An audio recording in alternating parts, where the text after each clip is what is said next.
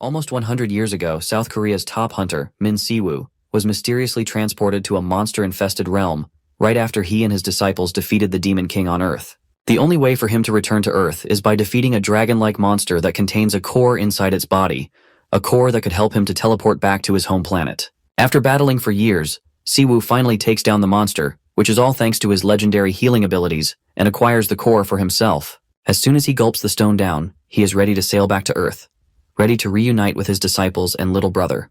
In the next moment, he opens his eyes in a lush green forest. He didn't come back alone. There's this mysterious being occupying him, which lives inside his guts, and its name is Frey. He gets back on his feet, looking around, but he doesn't recognize this place at first glance, which of course surprises Frey. I mean, how does this dude not recognize his own home? That's just weird.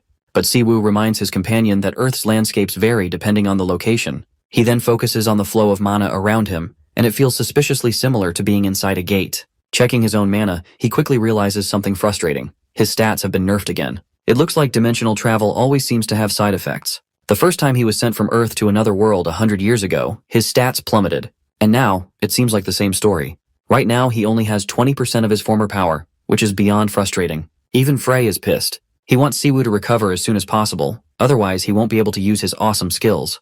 But Siwoo is just as annoyed because regaining his lost strength is going to take at least a decade. Hearing this, Frey straight up wants to cancel their contract. With Siwoo's current pathetic mana, he's basically useless to him. As they bicker back and forth, the scene cuts to a woman panting heavily as she runs for her life, chased by an orc. She's completely lost track of her teammates and has no clue what to do. More importantly, she has yet to figure out why in the hell there's an orc this early in the dungeon. She suddenly stumbles over her feet and trips. But before the orc can rip her apart, my guy Siwoo rocks that bastard with a single punch. And the best part is that he doesn't even bother looking in the orc's direction. That's how insignificant the threat is to him. Siwoo turns to the girl, wanting her to confirm whether the planet they're currently on is Earth. The already spazzed out girl manages to give a positive response. So he follows up with another question, asking if this is Korea and what year it is. Once again, the girl confirms with a yes and further clarifies that it's the year 2037. The mention of 2037 gets our boy thinking. He remembers that when he got sucked into that other dimension, it was 2027. If he is thinking right, then 100 years in the demon realm was only 10 years on Earth. Siwoo then proceeds to ask the name of the current president. The girl responds, saying it's Choi Dae-soo. This leaves Siwoo absolutely stunned, because as it turns out, he knows this guy. And judging by his expression, he doesn't seem to remember President Choi Dae-soo in good terms. As he mumbles all sorts of weird stuff under his breath, the girl starts wondering if this nutcase is just role-playing as a regressor. Siwoo then turns to her with another question. Since the flow of mana here feels off, he wants to confirm if they are inside a gate. The girl quickly affirms this, and further elaborates that they're inside the tutorial tower. Siwoo has never heard of this tutorial tower concept, so the girl proceeds to spill all the details. The tower appeared a few years ago, acting as a gateway for hunters. If you clear it, you awaken your abilities and gain skills. And the higher your awakening rank, the better your privileges, like getting recruited by the most powerful guilds. So naturally, everyone is rushing to clear the tower as soon as possible. Siwoo clearly remembers that back in his day, the Awakened just got their powers without all this extra crap. From what he understands, all he has to do is clear the tower to get out of here. So he asks her how long that usually takes. The girl explains that on average it takes about 8 weeks, but if you're skilled enough, you can clear it in at least 6 weeks. The current record holder is a second-generation genius hunter, Ryu Ji-won, who cleared it in just 3 weeks. But my guy is not that amazed or surprised. They suddenly sense the presence of something huge nearby, and soon enough, a giant mutated tiger appears, a creature known as the troll tiger. While the girl panics at the sight of this terrifying beast, Siwoo is still lost in thought, contemplating the record holder. To him, clearing the tower in 3 weeks isn't impressive at all, it's far too long. But since his own abilities have been nerfed, he's not sure if he can do it any faster either. Meanwhile, the tiger is swishing its tongue around its lips, ready to make a snack out of the duo. Eventually the tiger lunges at them. But Siwoo is still deep in contemplation, thinking about how he'll approach the trial tower. Not wanting his train of thought to be interrupted, he simply punches the giant cat without even moving or looking back at the threat. And that one punch literally breaks the creature's jaw. Finally, Siwoo comes to terms with himself and decides that 5 days should be more than enough to clear the tower. 5 days flow by and the scene then transitions to Min Sejun, the Empire Guildmaster. His assistant reports that someone just exited the tutorial tower. Hearing this, Sejun realizes that it's only been 8 weeks since the trial started, so clearing the tower in that time isn't bad at all. But then, the assistant reveals something shocking. The person who cleared the tower wasn't on the original entry list. There's no record of their batch, and no record of them entering the tower. And now, this mystery person is causing quite a commotion outside. When the assistant shows Sejun who the person is, his eyes widen in shock, because the face looks oddly familiar. He recognizes him as Hyung, his big brother who had disappeared 10 years ago. Now let's shift back to Siwoo and the girl accompanying him. The lady is absolutely boggled. She has yet to figure out how on earth did this guy clear the tutorial tower in just 5 days. But the way my guy has smashed this last remaining monster, it's clear how. The system promptly announces that the tutorial is complete, but when it tries to calculate Siwoo's skills and stats, it utterly fails. The gate opens, Siwoo is ready to walk out in order to start the next chapter of his life. Outside the tutorial tower, he's met by the examiner. People in the crowd can't help but murmur and whisper about Siwoo. Then, a big guy joins the scene, clearly not vibing with all the commotion. This big guy is said to be the Team 2 leader, and when the examiner takes note of his presence, he rattles out all the details to him. He mentions that 2 people have just cleared the gate, but what's concerning is that one of them wasn't on the entry list. The big guy scans Siwoo, and the first thing that stands out is how scratchless he is. It doesn't make sense given how scrawny Siwoo looks. There's no way he could have gotten away that easily. His curiosity is piqued, so he shoves the examiner aside and decides to interrogate Siwoo personally. He starts off by asking who the hell Siwoo is and why his name isn't listed in the logs. To this, Siwoo casually replies that he didn't go in through the entrance. But the big guy isn't buying it. He argues that if someone enters through the gate, they have to come out the same way. So how in the world did Siwoo exit without ever entering? Siwoo, however, remains completely nonchalant, refusing to take this oversized jackass seriously. And this attitude is really starting to get under the big guy's skin. Annoyed, he jabs a finger over Siwoo's head and straight up calls him a dimwit. Convinced that Siwoo must have some sort of camouflage skill that let him sneak through undetected, the big guy issues a direct threat. He makes it clear that if Siwoo doesn't spill the truth, he's as good as dead. But Siwoo keeps that same deadpan expression, which only serves to piss off this loudmouth even more, making him more aggressive and abusive with his words. Unfortunately for him, Siwoo doesn't have the patience to listen to some dude yap in his face, especially when said dude's breath smells like literal shit. So without hesitation, he orders this big pile of garbage to shut his damn mouth. Now this shithead is clearly itching for a fight, and Siwoo is more than ready to give him one. To further piss him off, Siwoo throws another jab, roasting him for his horrendous breath. And that does it. The big guy takes the bait, balls up his fat fists, and swings at Siwoo. But Siwoo remains unfazed. Then, the inevitable happens. And it all unfolds right in front of Guildmaster Sejun. Not long after, all the jackasses who dared to mess with Siwoo are laid out on the ground. The entire staff is in a frenzy. The guy they had reported for causing a disturbance not only fought the security team, but also disappeared right after. Guildmaster Sejun immediately orders his staff to pull up the CCTV footage. When they do, the recording shows the big guy and his goons charging at Siwoo. But in the very next second, Siwoo moves so fast that the camera completely fails to capture him. Meanwhile, all 3 of those idiots are knocked out cold. One of the staff members reports that Siwoo actually took down 5 hunters before disappearing. Since no one saw him leave, the only logical explanation the staff can come up with is that he must have used stealth abilities. But Sejun disagrees. As far as he can tell, Siwoo didn't use any gimmicks. The dude just moved insanely fast. Internally, Sejun is 1000% sure that this is Siwoo, his brother. And from what he's seeing, he hasn't changed at all from 10 years ago. He then turns to his staff and issues a direct order. They are to mobilize everyone in the Empire Guild to locate that guy immediately. However, he strictly prohibits them from engaging in any kind of confrontation with this mysterious person. All they need to do is politely introduce themselves and bring him to the office. Sejun wants to meet him personally. As the staff rush to carry out his orders, Sejun still can't wrap his head around where Siwoo has been all this time, only to suddenly show up now. The way he vanished and reappeared is suspicious. There has to be a solid reason behind it. He's sure that if Siwoo had been in Korea all these years, he would have come to Empire Guild multiple times. So now, more than anything, Sejun is curious to learn exactly where he's been. He then shifts his attention to the girl who exited the tutorial tower with Siwoo. But the poor girl quickly waves it off, claiming that she has no connection with him whatsoever, other than the fact that they just happened to exit together. Sejun believes her. In fact, he's genuinely impressed that she cleared the tower faster than expected. This only means one thing: she must have gained some pretty decent skills. Hearing this, the girl grows flustered and modestly admits that she managed to get an A-rank skill. Well, that's no small achievement, and Sejun is already considering recruiting her into the Empire Guild in advance, so he assures her that the contract terms will be tailored to her liking. All he hopes is that she'll be happy to sign up with them. And of course, the girl couldn't be happier about this opportunity. Without hesitation, she accepts it. Just then, an arrogant bastard steps into the scene, and of course the first thing he does is throw shade at the Empire Guild's reputation. Sejun immediately recognizes the loudmouth and warns him to watch his tongue. This bastard is none other than Hunter Ryu Jiwon, an S-rank hunter and the guildmaster of Gyumgang Guild, and standing beside him is Choi Sungil, another S-rank hunter who manages White Lion Guild. It looks like these two have also caught wind of the unregistered awakened who cleared the tower. Ryu Ji-won is surprised to see that the entire security team got their asses handed to them by just one person. Judging by the pathetic state of these guards, Ryu is certain that the guy must be packing some serious power. Choi Sung-gil shares the same sentiments, and this is exactly why he wants to locate the mysterious awakened as soon as possible. If this guy has awakened a high-grade skill, then he's likely to become a top-tier talent in the future. And neither of these guildmasters plans on letting him slip away. They both want him for themselves. Ryu Ji-won decides to turn it into a challenge.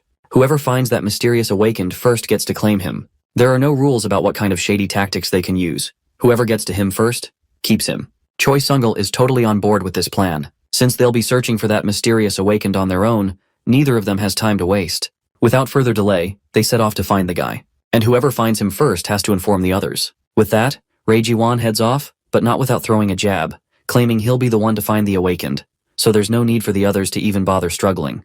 But Sejin isn't so sure he's going to let that happen. Anyway, Ryu Ji-won walks away and orders his assistant, Jinsik, to gather all the C and D rankers from Gumsang's Team A and deploy them for the search. But Jinsik seems unsure who exactly they're looking for. In response, Ryu Ji-won casually drops the bomb, it's Sejun's brother. Meanwhile, Siwoo is in his favorite restaurant, munching down on fried chicken. Frey is absolutely boggled. Out of all the things Siwoo could be doing after returning to Earth 100 years later, he chooses to devour some fried birds. After his chicken spree, he starts wandering the streets, which once again piques Frey's curiosity. He can't help but ask where Siwoo's headed. Siwoo doesn't bother explaining. He figures it's obvious. Of course, he's going home. When he finally arrives, stepping into his humble home, nostalgia hits him hard. He remembers rushing inside at dinner time, his mother preparing a meal while his father reads the newspaper. But all those moments are lost in the past. Now his home is nothing more than a rundown shell, empty and abandoned. He still can't remember his parents' faces. They say forgetting is a gift from God, but for him, it was a curse. He spent 100 years in the demon realm, an endless bloodbath on a strange, brutal planet. The dulling of human senses, the stopping of time, the weathering of the self. For what felt like an eternity, the curse of oblivion threatened to erase him. So he desperately clung to his memories, his younger siblings, his disciples, memories that refused to become mere reminiscence. Instead, they turned into obsession, a lingering attachment. But that was okay. Thanks to that, he survived for 100 years. Even Frey takes note of how this place feels like a ghost town, colder than the demon realm itself. Siwoo only came here to reminisce. Now that he's seen everything, it's time to move on. He decides to look for the neighborhood kids he used to hang out with. But first on the list is his brother Sejin he wants to meet. But his plan to reconnect with old friends hits a snag when a gang of thugs, fully armed, surrounds him from all directions. The bastard with red hair seems to be leading the gang. He introduces himself as Byeon Hakum, a C-rank hunter from the Vajra Guild. Siwoo remains calm and completely unbothered by the status of these lowlives. He's not in the mood for a skirmish either. Hakum feels mocked, and reminds him again of his guild's name. But once again, my guy stays nonchalant, because he does not give a single fuck. They keep exchanging jabs, with Siwoo effortlessly countering each one with an even sharper retort. This just gets under Hakum's skin, and his patience continues to wear thin. Fully aggravated, he finally decides to teach Siwoo the lesson he deserves. The next moment Hakum throws a punch, a devastating blow that sends Siwoo crashing backward, slamming into the wall behind him. Hakum and his lackeys feel thoroughly satisfied, thinking they've finally shut Siwoo up. But my guy is literally the calmest person ever, just lying there like a cool cucumber in a refrigerator. The fools assume he must have fainted from that single blow since he's not getting back up. Then, a system window flashes before Siwoo's eyes, explaining the ability Hakum just used. Apparently, it's a skill called Lightning Flash, a C-grade skill that grants instantaneous acceleration, making your body's speed more than double. You can move way faster, as long as your body can handle the friction. The skill isn't bad at all, so Siwoo casually asks Frey if he wants to eat it. Since this is the first skill Frey is about to consume after returning to Earth, he doesn't mind giving it a try. So my guy simply stands back up on his feet. Then, without warning, he dashes toward Hakum and delivers a devastating slap, so powerful that it literally sends Hakum slamming into the ground hard enough to shatter it. The goons, who were cackling like hyenas just moments ago, now stand in absolute terror. Siwoo then extends his hand, giving Frey the opportunity to devour the skill from this bastard. Soon enough, a dark magic circle forms beneath their feet. Within seconds, the skill extraction is complete. While it feels good to finally chomp down on a skill after so long, Frey can't deny the fact that it tastes way worse than the chicken they had earlier. Meanwhile, Hakum, now with his pride in shambles, calls for his minions to attack Siwoo all at once. Like a bunch of reckless idiots, they charge at him, actually believing they stand a chance. Siwoo just tells Frey to put their newly acquired skill to use. The moment Frey complies, my guy explodes into motion, dashing with godlike speed and taking down every last one of these fools, like they're nothing more than mosquitoes. One of the bastards dashes towards Siwoo, attempting to strike him with a skill. But Siwoo easily renders the bastard's attack futile by smashing his knee into the guy's gut, causing him to cough up blood. The bastard was using a vital point strike, a technique that automatically targets an opponent's weak spots. Since this bastard clearly can't make proper use of the skill, Siwoo decides to borrow it for himself. But before things escalate into everyone's demise, Sejun arrives on the scene. The moment Siwoo looks back at Sejun, he notices the reflection of his brother in his eyes, and the once heated battlefield transforms into a sweet reunion of two brothers. Now, to understand what happened, let's rewind 20 years to when the gates first appeared on Earth. It goes without saying that these gates unleashed chaos and destruction, bringing monsters into the world. This was also when the first generation of awakened individuals emerged, their powers awakening as the gates appeared. There were no police, no laws to handle the situation. It was an era of barbarism, where everyone was inexperienced. In this chaotic world, Siwoo and his little brother Sejun, who lost their parents early, had to survive by any means necessary. Siwoo was the first generation awakened. He dropped out of school to become a hunter and raise his helpless little brother, who was still just an infant at the time. And so, Siwoo, the caring brother that he was, took care of Sejun during those dark times. In the present, Siwoo follows his brother to their new home, where everything looks lavish. Sejun is totally smitten by the place and wonders if his brother took out a loan or earned everything on his own. But Siwoo claims that the money came from skills he learned from his older brother. Since it's a house they're both supposed to live in, there's also a room for Siwoo. Internally, Siwoo can't believe the person in front of him is his same brother who disappeared nearly 10 years ago. Siwoo keeps talking non-stop, feeling happy that he'll be able to raise his little brother again. He can see how much his little brother has worked hard, and that makes him feel incredibly grateful. Seeing Siwoo jabber on so much, Sejun has no doubt this is indeed his real brother. Sejun then brings up how he's been searching so hard for his older brother. He wants to know everything. Where did he go? Why did he go? And why did he choose this time to show up after all this time? Well, Siwoo has a lot to say. 100 years worth of adventures. But that's a story that can only be told if the two of them sit down for a heart-to-heart. So later, we see them sitting together as Siwoo explains everything that happened. In summary, 10 years ago, after Siwoo defeated the fourth Demon Lord, he was transported to another dimension by an artifact the Demon Lord had. In this other world, he met Predator, a being who could extract other people's skills. For 100 years he grew with that ability, seeking out dragons with dimensional magic. Once he defeated the Dragon King and obtained the dimensional orb that Dragon carried, he was finally able to return home. And his friend Predator, who is also known as Frey, crossed over to Earth with him and is now inside his body. This revelation about Frey living inside Siwoo's body creeps the hell out of Sejun.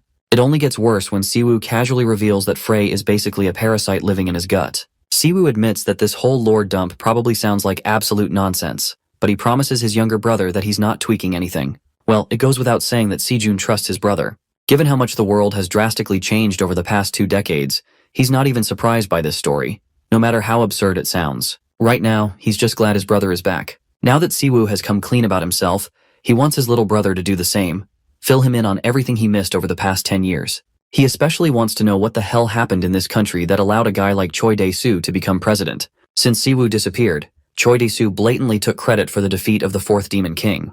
With the title of the greatest hunter of the first generation and his fabricated reputation, he managed to ascend to the presidency. Now he keeps making policies that work against Empire Guild.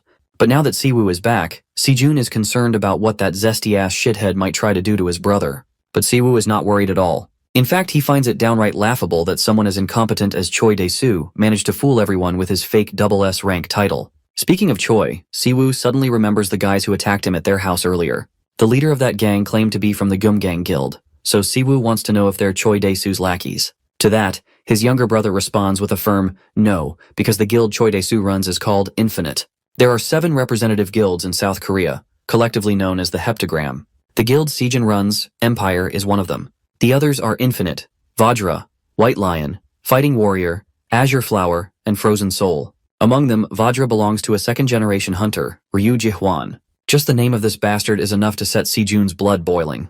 To think that snake is after his senior brother, who just returned home after 10 years. Siwoo then asks his brother about the disciples, the ones who always stood by his side. To that, Sejun explains that they've been living apart for a while, so they haven't connected with each other recently. Xiaolong went back home, and Kang Yohwa is under Choi Dae-soo's control. Well, Siwoo wasn't expecting to hear that, but he's hoping Minjun is still around. But contrary to what he thought, his junior brother drops the grim news that Minjun was killed, which absolutely stuns our boy. He doesn't waste any time and interrogates his brother about who killed him. Sejun explains that Minjun's body disappeared, so they couldn't figure out who the culprit was. The only ones who could kill a hunter are other hunters or unregistered awakened individuals. At that time, HMCS even participated in the investigation, but there was no progress. Siwoo starts feeling dazed as he hears one brutal truth bomb after another. He then asks what's the deal with HMCS, to which his brother explains that HMCS is essentially the Hunter Special Investigation Unit, an international agency that operates at the front lines of hunter-related crime. HMCS has the authority to investigate and arrest all awakened criminals, so they're basically like the Hunter Police.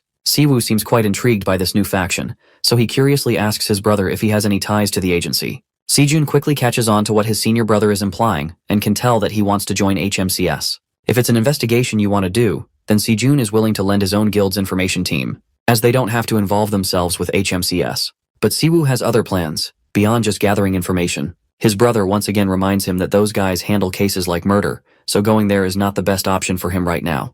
He wants his brother to rest first, and once he's fully recovered, he can start thinking about what to do next. This is when Siwoo reminds his junior that he spent 100 years fighting in that other world, so he's done all the shady stuff you can think of. He doesn't believe he lacks any experience in any field. Well, it looks like Sejun has run out of arguments, so he has no choice but to concede to his senior brother's demands. Eventually, he decides to hook his brother up with a guy named Yi Yeji from Frozen Soul, who is a manager in that hunter agency. Siwoo is happy to hear this and is looking forward to it. Sejun takes note of how Siwoo's face is the same, but the atmosphere around him has changed.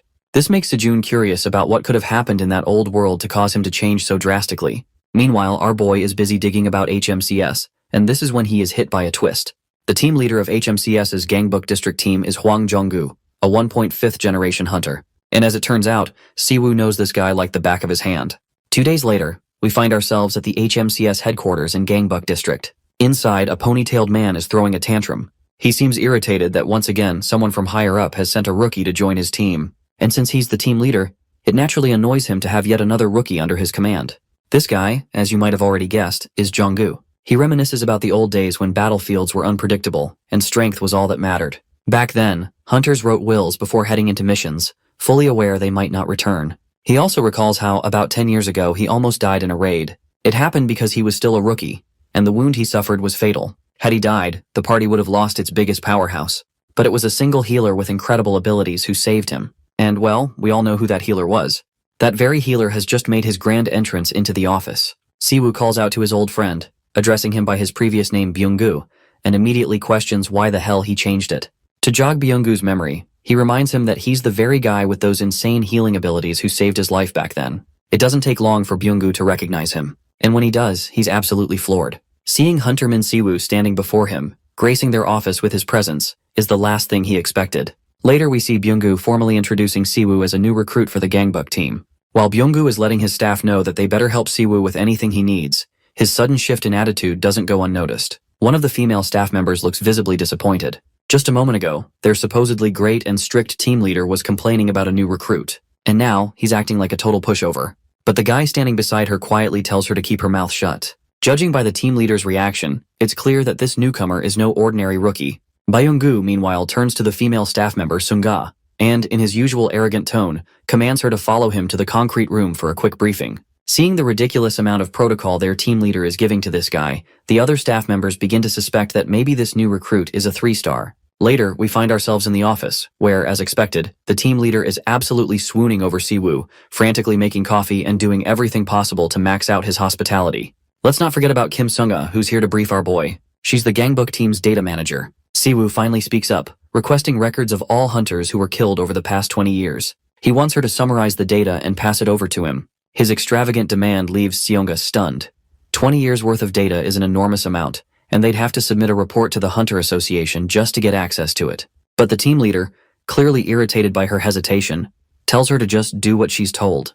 He further reassures Siwoo that the data manager will handle it quickly and efficiently, so there's nothing to worry about. Seonga then asks if he's only referring to humans, to which he replies that cases officially recognized as murders by HMCS will do. He also wants a list of hunter killers who are still at large. As far as Siwoo is concerned, killing an awakened is nearly impossible unless the attacker is also an awakened of equal strength.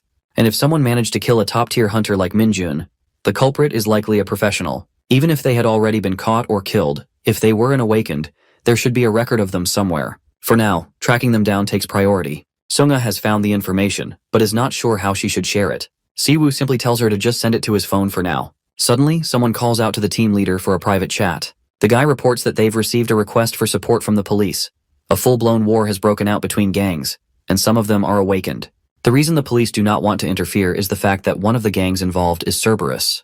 This annoys the team leader to no end, while Siwoo has no idea what Cerberus even is. That's when Sunga explains that Cerberus isn't just some typical gang.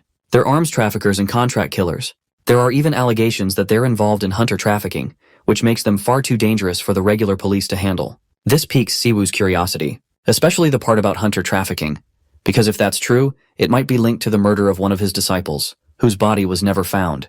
So he tells Byunggu to take him along. The team leader, annoyed at being called by his old name, reminds Siwoo that it's Jonggu now. The scene transitions to the battlefield. The Bloodless Reaper gang has just gotten their asses handed to them by Cerberus. Kangho, Cerberus's second-in-command, is feeling pretty smug after wiping them out.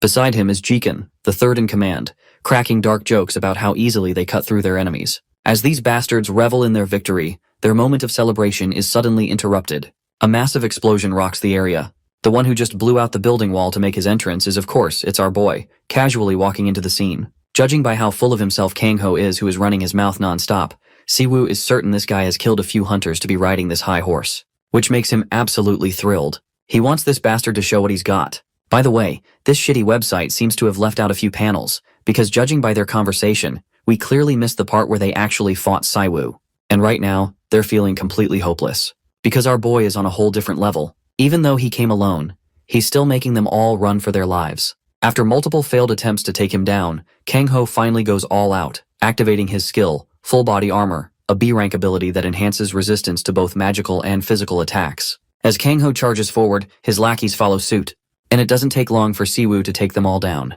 Not only does he defeat them, he also makes sure to steal their skills. It looks like the only reason Siwoo came here was to gauge his own strength. He wanted to check how strong awakened criminals have become these days. And since these guys looked like a lost cause, he figured it was best to cut them off early. That's when the team leader finally arrives, reporting that he has cleared out the entire upper floor of the club. But the poor guy is left completely baffled when he notices all the bodies littering the ground. Siwoo, however, proudly clarifies that he left one guy alive, the hotshot among all the garbage, because they needed at least one person alive for interrogation. The team leader, worried, starts ranting about the legal protocols, how they were supposed to capture them alive. But since those bastards attacked first, he ultimately decides to just frame it as self-defense. The real reason he's so spazzed out is that these guys were ruthless enough that there were already warrants for their immediate execution. But to think that Siwoo dealt with them alone is just absolutely insane. Now, he has no doubts about why Siwoo had the reputation of a mad dog. As Siwoo and the team leader talk, we cut to a coward hiding under some furniture. Wasting no time, he calls his senior and reports that the entire Cerberus gang has just been wiped out of existence. The prominent figure on the other end of the call is Gert, an A-rank hunter, the guild master of Hong Kong's Red Guild. Gert is on the move, immediately wanting to see his brother. The association members apologize and offer their condolences to him. But this man has come here with a single objective and asks for his brother. He learns that Jikin's body is currently placed for a forensics investigation. Hence, they require his assistance to verify the body so that they can move ahead with the procedures. The redhead hunter likes the way this conversation is going. He had previously learned that the one responsible for taking his brother down shared a connection with the HMCS organization. The agents of the associations have yet to verify such claims. Gert, now irritated, questions if he can leave the premises of his own volition. The agents inform him that it won't be allowed, as he's supposed to stay in his designated spot for the time being. If he fails to comply, the association will act under the international law, forcing him to face deportation penalties. In this conversation, Gert is the one getting slammed. Although he's ticked, he now knows they're allowing him temporary freedom because of what happened to his brother. He tasks his assistant, Ryu Yanpeng, to do his dirty deeds for him. This guy is a B-rank hunter, so he's no joke either. As for Gert, he's steaming with fury, engulfed with the desire to avenge his brother. Let's go over to Siwoo, who's casually chilling. He learns from his brother that Minjun's murder additionally followed up by his house getting robbed. The neat part about the mana in this world is that it can easily be traced and analyzed, revealing the hunter's attributes and rank. Hence, the association can easily investigate the suspects responsible for the crime, but in this case, the culprit is a cunning person who left their tracks covered. Minjun was an archaeologist with important valuables of research, and yet not a single item containing his mana was left behind. At this point, Siwoo amuses the possibility of this being a regular burglar instead of some pre-planned assault. But this remark comes across as ridiculous to Sejun. Siwoo backs up his answer, claiming that the stolen items were valuable according to the report. And that means there's a greater chance of leaving a piece of evidence behind. Siwoo deduces that if the culprit really wanted to cover their mana traces, the best way to do that would be to burn the whole place down, which kind of makes sense. This means that Minjun's murder and the robbery were two different crime incidents. Someone just so happened to take advantage of his demise. Siwoo continues that he's found more cases like this in the past, so it's possible. He wants to get things rolling and crack the case, even though it sounds ridiculous to his brother, who thinks that Minjun's possessions may be a lost cause at this point. Siwoo's a bold one and is willing to crack the case. This unwavering confidence cracks a while after. He's pissed as hell in an alleyway, blaming the number of thieves sneaking around, and yet there weren't any valuable leads. Siwoo runs into a dead end, now raging like a maniac. Bro needs a Snickers bar after this. Anyway, Sherlock Holmes happens to get lucky and sneaks up a conversation between two random hooligans. They're talking about the organization locking down on multiple locations and wiping out entire groups without any warrants or reports. The organization has enough influence and authority to look into any matters related to hunters worldwide. So they don't really give a damn if they're straight up sending criminals to hell for it. The organization is so brutal that the worst thing encountering them isn't a prison cell, but your death ground itself. At the same time, skilled hunters aren't exactly the types to join an organization like the HMCS. They much rather associate themselves with a guild that offers a higher package. Still, whoever's causing so much trouble is a threat to these guys. So they amuse themselves by relocating their warehouse just to be safe. Having heard enough, Sherlock Holmes blows his cover and straight up asks about their warehouse. He freaks the ever-living shit out of them. Rabbit Face over here is scared shitless because he recognizes Siwoo as the man responsible for cleaning the criminals up. The boss immediately calls for his men as an emergency call-out. Siwoo, still not bending a knee, inquires about the location of their warehouse, this time with a threatening tone. The boss is willing to sacrifice his stickman for an assistant just to save his life. Luckily, his men get to the scene right on time, making him feel assured of his chances in this battle. The arrogant boss thinks that just because they've outnumbered the HMCS investigator, they've secured their victory, and that they'll easily finish him off now. But our boy is really happy that they went through the trouble of lining themselves up for him. Because now, he can freely target and practice his new skill. Activating his skill, Siwoo glows a shimmer of golden light, blinding the men completely. Before long, all of the men are defeated with an electrical strike. He stands over the lackey and asks if he's ready to reveal the location of the warehouse now. Seeing this monstrous investigator take out all their men, he helplessly questions if Siwoo is even human.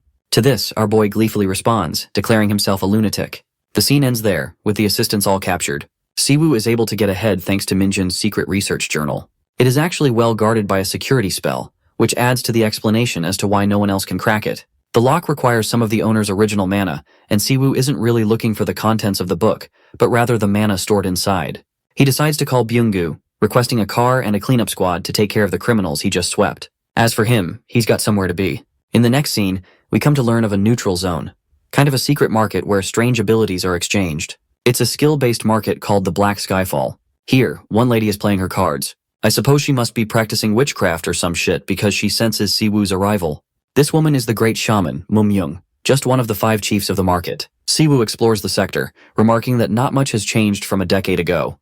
Frey mentions that he's quite the popular guy with everyone turning their attention towards him. Our boy doesn't want to beat up people here since it will end up in trouble for him. Intriguingly, Mum-young comes out to meet him. She had been meaning to talk to him. Inside her premises, she comments on how he hasn't changed a day in a decade. She wonders what business he's been up to. After all, he was gone for a lot of time. Siwoo doesn't want to mansplain the entire century-long shit show he went through. Instead, he hands her the secret journal to extract the mana. Mum-young enjoys his straightforward demeanor and reminds him of the procedure. Siwoo already knows it well, as he slices a bit of his palm to draw blood. The logic behind it is linked with mana. Returning mana to its original state is near enough impossible. A comparison can be made with curry. A person can remove ingredients like vegetables from the finished curry, but they can't exactly separate the powder, water, and other ingredients, or return them to their original state. But this kind of impossible situation is overturned by the specialty of this woman, who goes by unnamed. She's a mana hacker, using the powers that defy causality itself. It's a superpower only she possesses. This is also why society views people like her with a cunning eye, afraid that these guys might be criminals in disguise.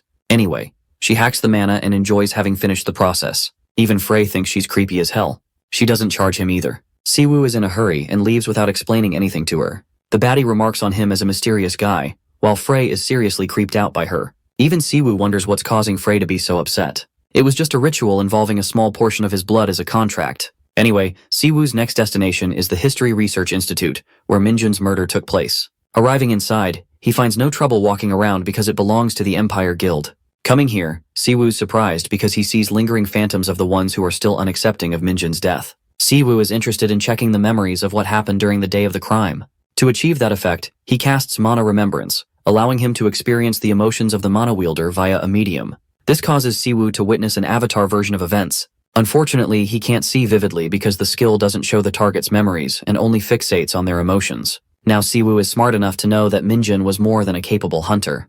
That means whoever was responsible for taking him out must have been extremely skilled to have outclassed him. Siwoo sees his final moments go down and realizes that the culprit is actually one of the VIPs. Minjun shared a deeper connection to another organization, apart from the research institution. Frey wonders if he's doing all right, since even in the demon realm, all our boy cared about was about his disciples and siblings. A century had passed, and yet, the first thing that crossed his mind after arriving on Earth was to check for them. Now, he's just found one of his disciples wastes away into nothingness. Frey knows that it must be hitting him hard on the inside. Siwoo chooses not to focus on the subject, but his companion can sense that his emotions are spiraling up like crazy. It's just that Siwoo doesn't express those emotions on his face, no matter how much pain he's inside. Siwoo emphasizes that he's alright and that it's natural for him to have a breakdown after a century at least. In a surprising turn of events, Ryu pops up from behind.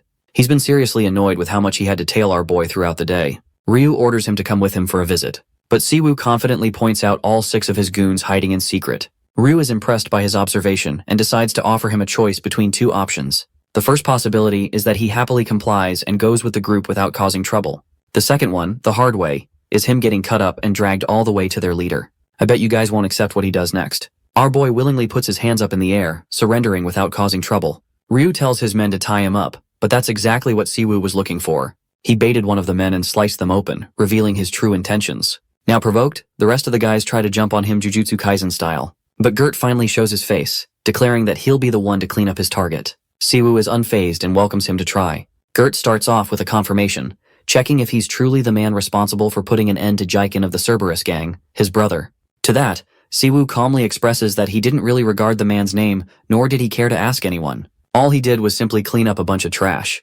This heartless remark sets Gert off rails as he lunges forth to rip him to shreds. The redhead's confidence gets the better of him, but our boy's not worried at all. He casts instant healing, surprising the A-rank hunter who goes on the extreme offensive from the get-go. Even Gert's underlings are shocked that Siwoo was able to block an A-rank hunter's attacks. Siwoo makes sure to keep the rest of these blockheads out of the fight by casting his lightning flash skill. This instantly takes care of the mob characters since he's more interested in facing someone powerful. They can't believe that he's a powerful healer on top of an incredible combat specialist.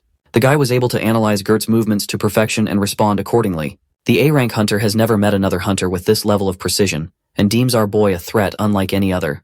This means Gert's only chance of winning is to go full power. But oh boy, bless this guy's delusional heart. Siwoo wants to remind them that if a crime has been committed, no matter who the culprit is, they must pay for their crimes. The awakened criminals just so happen to have a hunter hunting them down. That's Siwoo's role, and yet these arrogant assholes think that they're the ones being wronged, instead of focusing on the damages they have caused to society as a whole. Gert doesn't like Siwoo's explanation, as it implies that he's free to kill any criminal so long as they commit a crime.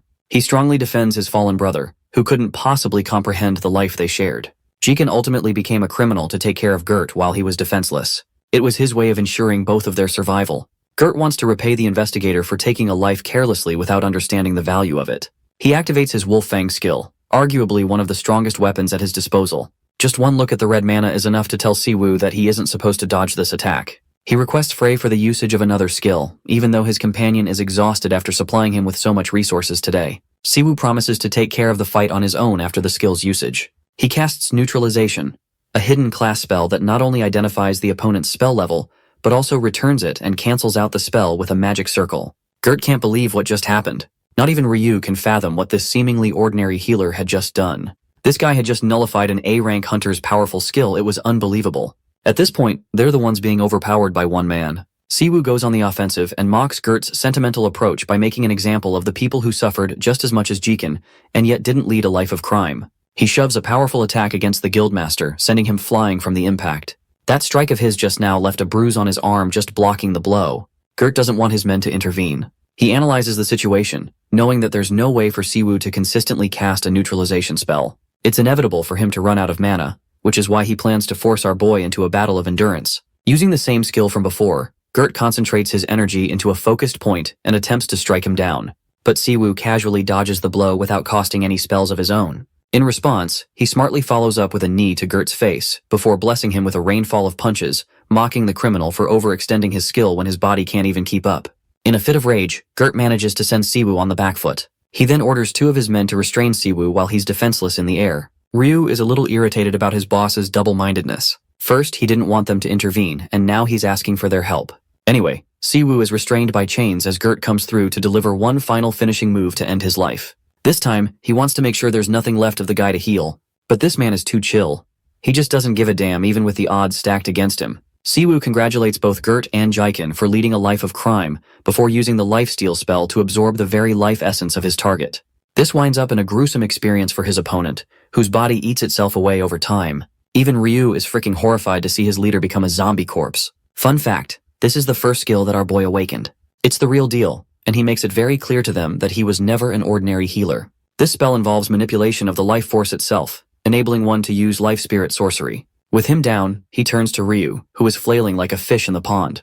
Our boy doesn't care for his yapping or pleading and karate chops the crap out of him. He turns his attention to the camera that each investigator is armed with. Siwoo is hoping that the recording went through in one piece, just to make sure that he could catch the evidence of him fighting in self-defense. Byung-gu and the others actually watched his whole fight go down, and their reactions are priceless. Because this idiot actually pressed the live button instead of the record button, allowing nearly 6,000 viewers to watch his broadcast. This ended up a really sticky situation because it jeopardized the reputation of the organization itself. Turns out that the broadcasting feature has been around for 2 years, used for talent recruitment for the most part, but it ended up being a failed project of sorts. From this footage alone, people have come to realize that someone absurdly strong has joined the organization. But the question is, why? Anyway, the more important issue is that this same person killed someone brutally, a guildmaster. And while the investigator didn't commit any specific crimes, it is still something to take into consideration. Finally, Korea's most powerful man, Choi Dae-soo, joins the discussion. Just a few days later, at the Empire Guild's cafeteria, Siwoo was hogging a meal without giving a damn about the video that was released to the public. Even Frey is upset that he's being disturbed during a meal. He's loving the food here and hopes to gobble down often because of how good it is. Anyway, the live broadcast of Gert's defeat is spiraling like crazy on the internet. Thanks to it being a body cam, Siwoo's face was barely visible in the shit show that went down. If Dae-soo, the president, found out about this, he'd suffer major consequences. Then there's the fact that the president has already tried his very best to erase any traces of our boy's existence for the past 10 years. This means he's a clear threat, and the most viable strategy is to lay low. But being the good brother he is, Siwoo doesn't care about the consequences and simply makes a lighthearted joke about the situation. Anyway, Siwoo is encountered by a bunch of names that he met at the tower. Shinjitsu recently joined their guild, awakening as an A-ranker too, all thanks to Siwoo's efforts. But that makes the guildmaster wonder if there is a seminar for the rest of the hunters to gather. His thoughts are confirmed. 2 more hunters, Chuhaman and Yamato, are introduced, both featuring from different guilds. There's also Taiji from the Imperial Guild, and he's heard a lot of stuff about Siwoo from their guildmaster. Anyway, they're really proud of his achievements for the organization. Siwoo returns the pleasantries, while Haman becomes suspicious of him right off the bat. He knows that Siwoo is responsible for taking down Gert, who was supposed to be his lifelong rival. It almost feels like nonsense. Haman doesn't buy it and considers it all bullshit. In response, the guildmaster shows a serious expression, strongly sharing that he's being rude to someone important in the guild's main premises. Haman chalks it down to the Empire Guild being overly strict instead of correcting himself. Anyway, this turns into an argument, causing the other 2 hunters to draw away from the situation. Haman refuses to back down and doesn't fear the consequences of being reported to the seniors. He talks highly of his accomplishments, but the detail of him being Xiaolong's disciple strikes out to Siwoo the most. Haman is ranting on and on, causing Siwoo to shut him down, stating that he should just find him some other time on his own if he's that desperate. He also mocks his master for failing to train this guy in proper combat. It's a strong insult that strikes a chord with Haman, who really would have taken forceful methods if they were in a different guild location. Kicking away the chair in frustration, he threatens Siwoo to be careful at night. Bro is out here acting like the boogeyman. Dude needs to stop using high school level threats. Anyway, the guildmaster chooses to forget everything, even assuring his brother that he'll take care of the slimy rat. But Siwoo expresses that it's all good, as this guy is nothing more than the student of his own disciple, so he's okay with him being arrogant. Skipping ahead, we get to see Jianho, the branch director, sharing a talk with the guildmaster Sungil of the White Lion. He wants to issue an apology, beyond the matter of the collaboration. The apology is for the incident caused by one of their members lashing out against the HMCS member.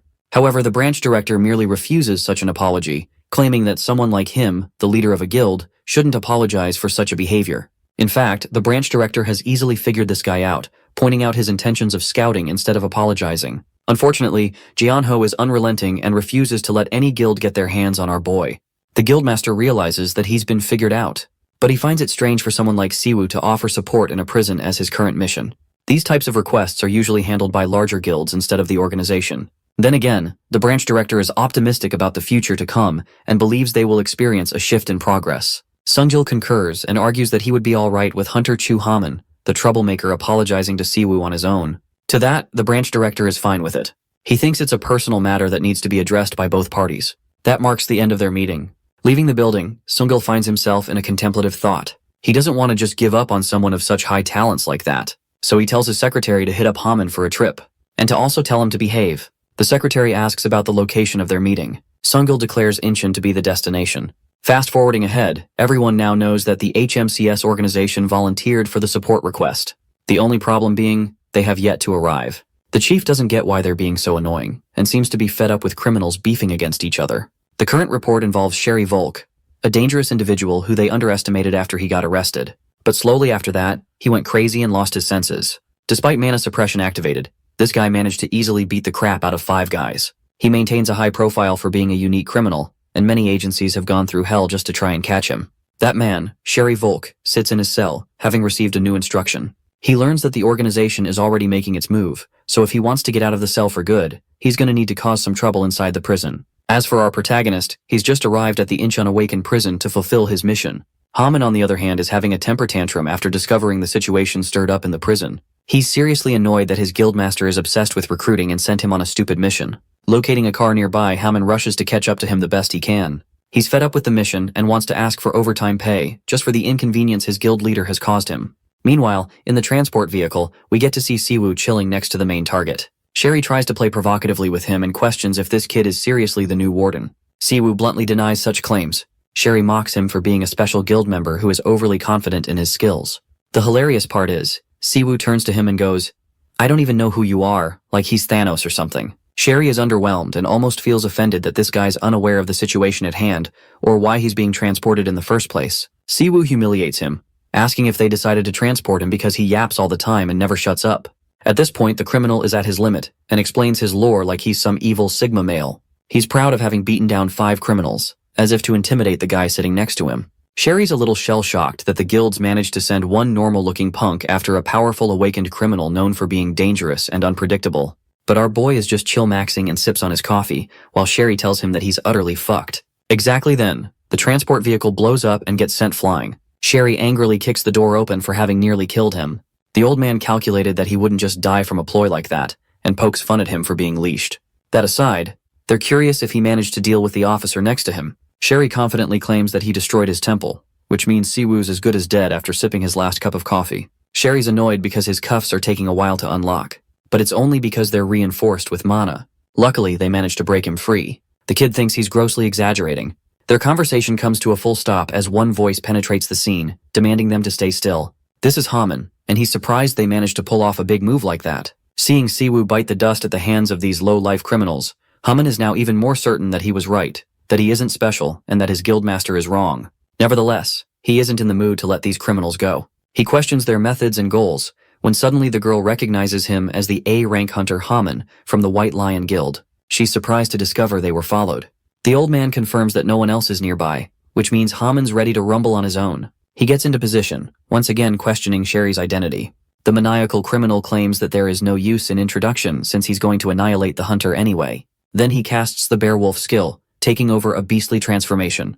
Haman is shocked to find himself faced against a heteromorphic awakener. Sherry channels all his inner rage, activating Diamond Rampage as another skill to cover his body in incredible mana. Now, he's on a whole other level. Still, the beast finds itself on the defense when Haman starts striking him with incredible speed. At the same time, the hunter is worried because none of his strikes seem to be decisive enough to land a critical blow. The beast considers these punches nothing more than a bunch of massage services. As for the kid, the old man recommends they join in and end the fight because they can't risk reinforcements to arrive. The girl casts a powerful spell, imbuing mana in her hands. This is called the 10-headed viper, and now Haman has to deal with that too. He evades the snake, ridiculing it. But his words turn against him as the snakes restrain his body using a tracking skill. Now that he's stuck in one place, the beast gets its moment to shine, shoving a heavy blow against Haman's body and sending him down. Sherry looks down on the hunter for believing he was special for being privileged and brought up by a powerful kid. In reality, he sees Haman as not even a threat for the alley fights. Haman reminds them that they're talking shit while literally jumping him in a 3-on-1 situation. But Sherry just kicks him down on that too, stating that their group is just smarter than Haman.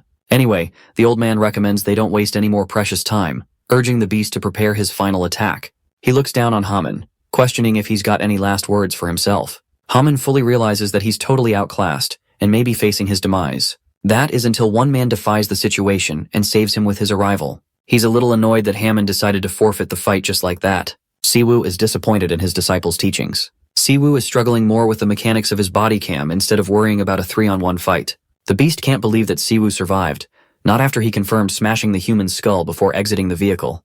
The old man confirms that he should have died, so this is just strange to witness. Haman roars, warning Siwoo and urging him to wait for support to arrive. However, Siwoo's pissed as hell that he was caught in the midst of a clustered shithole. His peaceful coffee was ruined on top of that. So, to repay them dearly, he's decided to deem them all criminals, worthy of being eliminated here and now.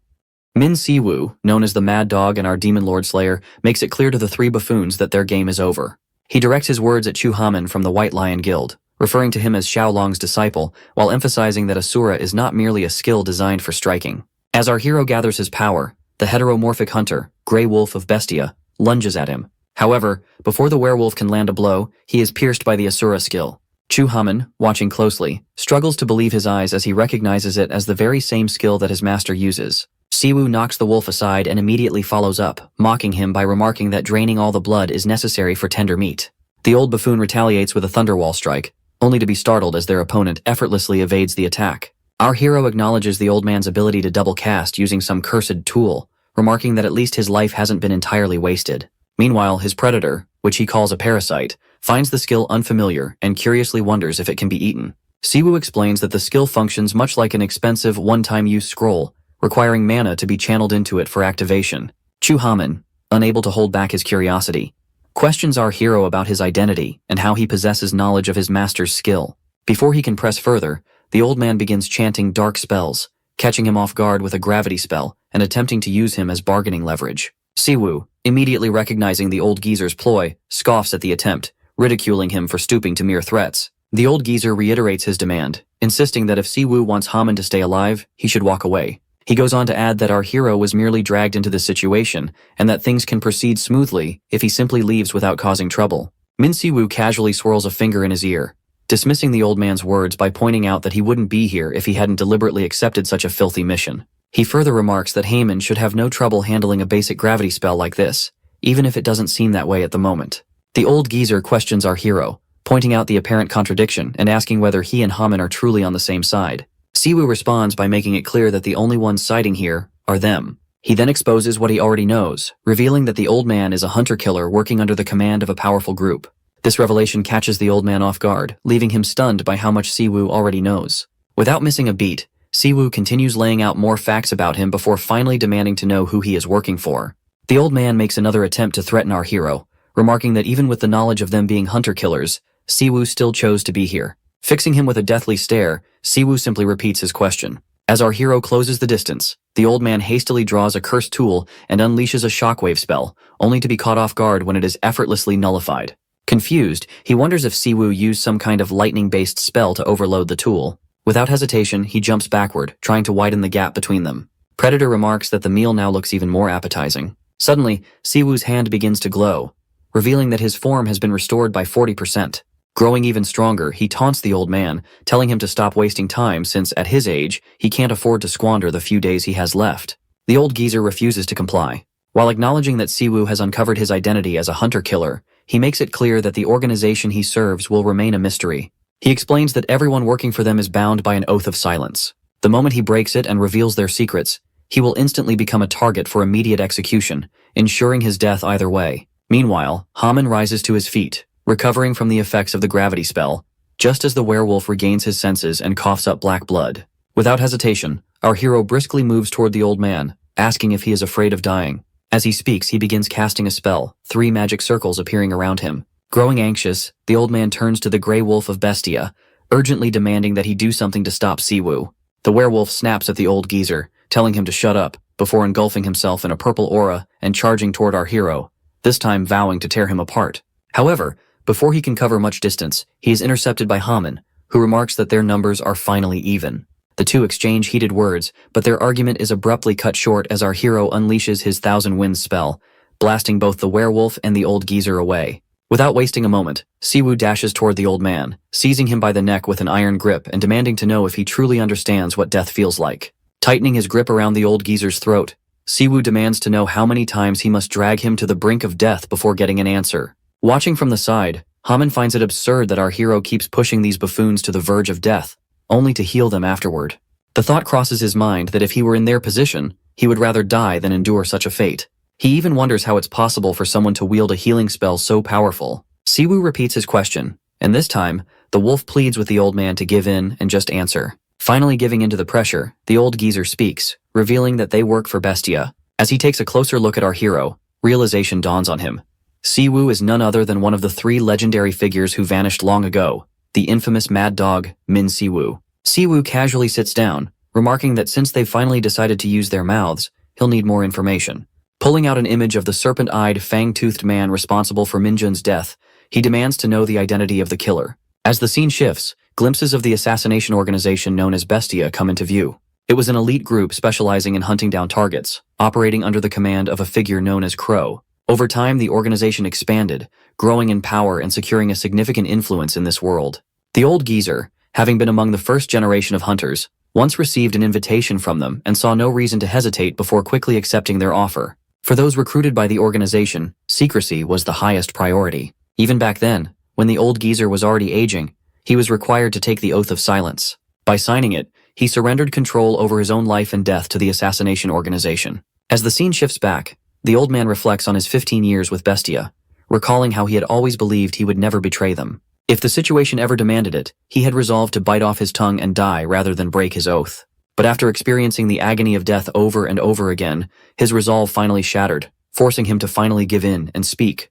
The old man finally reveals that the person in question is also a member of his organization, known by the nickname Black Mamba. Our hero finds the name rather unpleasant, but quickly moves on to his main question. He asks both of them whether they have ever been involved in the assassination of a hunter named Young Minjun. When neither of them responds, an unsettling force washes over them, gripping them with an overwhelming sensation, as if their very skin is about to be peeled off. Baldy quickly speaks up, insisting that they have no knowledge of the matter. He explains that Bestia's operations are mostly independent, with members rarely needing to coordinate with one another. Before Siwoo can press further, he voluntarily continues, revealing that members typically remain unaware of each other's abilities or locations. However, due to the organization's biannual meeting, they were specifically assigned to retrieve the wolf from prison. He further discloses that the meeting is scheduled to take place in a week, and that their orders were to bring the wolf there. Realizing that their chapter has come to an end, the old geezer bows before Siwoo, pledging to share all the information he knows, including how to infiltrate the meeting. With desperation, he humbly requests that our hero accept them as his subordinates. Chu Haman flares up, calling the offer absurd. Turning to Siwoo, he addresses him as his brother, and asks if he would really fall for such a trick. Resting his head on his hand, our hero calmly questions when exactly Haman became his brother. Haman argues that since Siwoo can use Asura, he is at the very least his senior, perhaps even his mentor's mentor. Dropping the subject of the buffoons entirely, he earnestly requests that Siwoo take him as his disciple instead. Siwoo abruptly cuts Haman off, telling him to keep his mouth shut for a moment. He takes a pause to assess the situation. His only real objective is to gather information on the snake-eyed man, Black Mamba. He realizes that if he lets these two go, their own organization will likely eliminate them. And worse, news about him will reach Bestia, making things far more complicated. Weighing the pros and cons, he ultimately decides to take them both as his subordinates. This decision leaves Haman utterly shocked, while the old geezer, overjoyed, expresses his gratitude. However, before he can shower Siwoo with praise, they are immediately met with a condition. Siwoo lays down his condition, making it clear that to ensure their loyalty, they must take the ultimate oath called the Mana Oath. The weight of this demand quickly sinks in, prompting a complaint from the wolf. However, before he can protest further, the old geezer cuts him off, advising him to comply unless he wishes to experience death a dozen more times. With fear settling in, the two reluctantly gather their mana at their cores. Following our hero's command, they state their names. The old geezer introduces himself as Red Ghost, while the wolf identifies himself as Sherry Volk. As the two complete the contract with our hero, he assures them that as long as they remain loyal, they will be rewarded with protection, and their lives will be safeguarded. Watching Siwoo accept the criminals, Haman flails on the ground like a child, complaining that he was left out while they were taken in.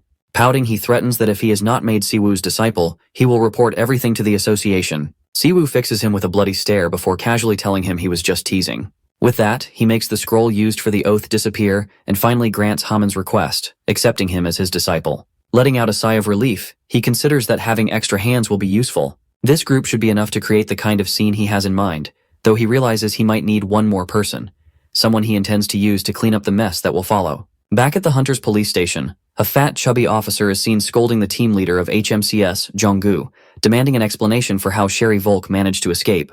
He stresses how dangerous the man is, and goes on to argue that all the hype surrounding HMCS seems nothing more than a myth. Siwoo, lounging on a sofa, casually responds that Sherry was so fast he could not keep up. Jong-gu, clearly disgusted, glares at him and demands that he at least put some effort into his excuse and take the matter seriously. The chubby officer continues his rant, demanding to know why the new transport officer has yet to arrive and calling the entire operation a mess. Having heard enough, Jong-gu finally speaks up, explaining that a standard prisoner transport team consists of 4 to 5 officers, while moving a high-threat inmate requires up to 10. Admitting his own fault, he acknowledges that he specifically requested for just 1 officer to handle the transport. The chubby warden shoots up from his seat in anger, insisting that none of that matters since the prisoner still managed to escape. Jong-gu, waving him off, points out that the new transport officer was actually able to make the escapee confess. He reveals that they learned Sherry Volk had been receiving help from high-ranking officers at the prison in exchange for bribes. Refusing to believe the story, the fat warden dismisses it as an obvious lie. Jong-gu, remaining calm, acknowledges that the warden's skepticism is understandable, but insists that the matter is serious enough to warrant an immediate investigation. Speaking on behalf of HMCS, Jong-gu states that they plan to conduct a thorough investigation into Incheon prison and the escapee. He then requests the warden's cooperation in the matter. As the scene shifts, Jong-gu informs Siwoo that he has initiated the investigation and handled the other matters as requested. Present at the discussion are Hunter Chu-haman and the 2 buffoons, who are now Siwoo's disciples. Laying out his plan on the table, Siwoo tells the group that the time has come to begin their operation, an infiltration of Bestia's meeting. He reveals that around 8 top-ranked awakened killers will be attending. He then instructs Haman and Jong-gu to pay close attention as the 2 defectors provide the remaining details. Jong-gu, troubled by the plan, questions how they intend to infiltrate an entire assassination group with such a small team. He asks what their ultimate goal is in pulling off such a dangerous task. Giving him a smirk, Siwoo states that the goal is quite obvious, which is to exterminate every single one of them. At the next Bestia gathering, the leader mockingly jokes about the 2 who vanished. The group argues, claiming they knew the old man and Sherry Volk were cowards, but never saw their betrayal coming. Hedgehog, the goth girl, furiously swears to kill Volk for breaking her promise to go on a date. Scarmouth demands silence, stating only the boss punishes traitors. But the boss chuckles, amused by how fast 3 members disappeared. His presence instantly quiets the room before he announces a deathmatch, with the winner earning the right to execute the traitors. A heavy silence follows. Black Mamba bluntly tells the boss his jokes aren't amusing. He points out that killing the traitors is easy. The real issue is that their meeting place has been leaked. One member laughs at the idea that anyone would dare attack them, but the alarms blare before the words even settle. The group is stunned, yet the leader seems to enjoy the chaos. It turns out a single intruder is pushing through each of the 5 entrances. 5 members head off to intercept, while one throws a remark at Hedgehog and Black Mamba, wondering why they're still hanging around with the boss. Black Mamba mocks the intruders, dismissing them as trash, while Hedgehog remains lost in her comics. The 3 continue their casual exchange, completely unaware that our boy Jong-gu is creeping through the vents, his every movement laced with unease. Frustration bubbles inside him as he silently laments drawing the most dangerous job of the bunch. Shifting time half an hour earlier, the squad gathers outside the meeting spot, listening as the old man lays out the situation. The 5 entrances never stay the same, constantly shifting like a puzzle. One of them will make it inside first, but in the end, they'll all find their way to the target. Our hero decides they should each take an entrance, cutting off any escape route for the Bestia members. Without hesitation, he instructs Jong-gu to hand out the radios, making it clear that if anyone struggles against their opponent, especially Black Mamba, they should stall and call for backup. Once inside, Jong-gu finds himself at a dead end. His eyes land on a vent overhead, and without a second thought, he jumps straight into it, slipping past every layer of security laid by the organization. But before he knows it, he lands right in the chamber of killers. With 5 members already gone, there's no time to reach out for reinforcements. Determined to cut down their numbers, he pulls a handful of marbles from his pocket and casually lets one drop. The leader scoffs, turning to Hedgehog with a smirk, joking that she must have lost it from their slot machine. As she picks it up, the goth girl playfully comments that she just hit the jackpot. And she's right. The marble erupts like dynamite, sending shockwaves through the room. The leader, unfazed, simply chuckles at her demise. Black Mamba shoots up from his seat, instantly spotting the incoming grenade. With precision, he effortlessly flicks it straight toward the vent, sending it right back. Now that there's no point in hiding, Jong-gu springs from his hiding spot, making a grand entrance. Dripping with sweat, he curses himself being able to take down only one, still shocked at how Black Mamba casually slapped away the grenade like it was nothing. No special technique, just physical prowess. Snake Guy facepalms, fed up with the traitors who sold them out to HMCS. When Jong-gu confirms it, He can't help but shake his head, almost feeling sorry for the fools who betrayed Bestia for such a pathetic deal. Wasting no time, Junggu conjures a dazzling burst of light, momentarily blinding his opponent as he hurls daggers concealed within the flash. Across the room, the leader sips her tea, enjoying it like a children's fight. Black Mamba, on the other hand, laughs, already familiar with Junggu's tricks. But what leaves Junggu stunned is the sight of the Snake Man's body knitting itself back together, raw mana fueling his insane regeneration like it's nothing. Calling playtime over, the snake charges, smashing our boy into the wall with one brutal strike. Mamba sighs, annoyed he hit the vitals too soon, and asks the boss if he can finish the job with a mess. But our boy acts fast, whipping out his radio and reporting before words are cut off by a boot to the chest. Stomping on his chest, the snake guy asks if the backup is the HMCS, Traders, or Wolf Boy. But before Junggu can respond, the answer crashes in from behind. The trio storms the meeting hall all at once, catching everyone off guard as the real fight begins. Without even glancing back, Mamba effortlessly dodges the trio's attack, leaving nothing but a crater where he once stood. Snake Guy eyes the intruders, muttering how disappointed the boss must be, seeing her chosen ones turn out so weak. But something doesn't sit right with him. He notices the trio looks almost untouched, their movements too smooth for people who supposedly fought against Tiger and Grizzly. Their slow attacks are easily avoided, raising doubts in his mind. Haman steps up to meet Mamba in close combat, but before he can land a hit, Mamba snatches him up in a deadly grip.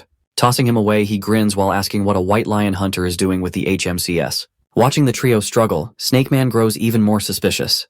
There's no way a patched-together team formed just a day ago could have wounded Bestia so easily. His eyes narrow as he wonders who's really pulling the strings. Frustrated, Haman barks at Junggu to get up, reminding him they rushed in the second they could. He explains that Siwoo suddenly appeared during their fights and ordered them straight to the hall. With no other choice, the trio keeps stalling, buying time until our hero arrives to finish the job. Folk grits his teeth, confused about how they're supposed to capture a monster like Black Mamba alive. The old man notes that the hall is rigged, pointing out that despite Mamba's incredible speed, teleportation isn't one of his tricks. His unease grows as he watches the leader silently observing the battle. The real danger lies with Crow. Once the leader makes a move, anything could happen. With that in mind, the old man instructs them to focus on capturing Mamba while he keeps an eye on the leader. Meanwhile, Snake Guy grows irritated, dodging Haman and Wolf Boy's relentless attacks. His frustration spikes as everyone keeps ignoring his question. Baldy's voice suddenly booms through the hall, declaring that no one is leaving until our hero arrives. Red chains of mana shoot up from the ground, latching onto Haman and even Bestia's leader Crow. The boss chuckles, calling the old man's efforts a waste of time. But the old man remains unfazed, fully confident in his binding spell. A dangerous aura radiates from Crow as he questions just how powerful their mastermind must be to betray him so boldly. Without hesitation, he calls for Hedgehog. From the shadows, she strikes with her spiky hair, diving straight at the old man. Folk and Junggu race to defend him, stunned that she's still alive. Growing tired of the delay, Mamba shatters the binding skill and activates his skill, saying they are gonna be quite busy cleaning up the mess. Mamba's scales turn white, mutating into a white-scaled lizard man as he promises to end their lives quickly. Junggu and Haman, knowing no attack will pierce the thick scales, prepare to run for their lives. Junggu ponders Mamba's transformation, though it appears similar to Wolf Boy's. The mana is denser than diamond. With the rigged meeting hall, only he can hold out against the recipe for disaster. He judges it impossible to aid Volk and the old man against Hedgehog. Helping in the only way the weak guy can, he throws a dagger into Mamba's arm. Before the lizardman can take it out, it grows green, indicating a corrosion skill. Junggu continues his barrage of daggers before being blown away. Haman warns him of the flying boulder headed his way, but Mamba quickly reminds him not to look away in a fight. The monster teleports behind Junggu, warning that innocent hunters have gravely misunderstood the situation. With a firm chokehold, the lizard man points out that skill ranks and mana numbers mean nothing in a dirty fight. He declares it a mistake to challenge them on their turf. Meanwhile, our hedgehog is busy exacting revenge on the lying Volk. The meeting hall is equipped with various self-destructing and buffing mechanisms for the Bestia members. It's no wonder they call it the Snake's Den. Anyone who enters is never leaving alive. Mamba tells Junggu to give up his frivolous effort, nearly knocking our boy out, when he suddenly senses an ominous aura.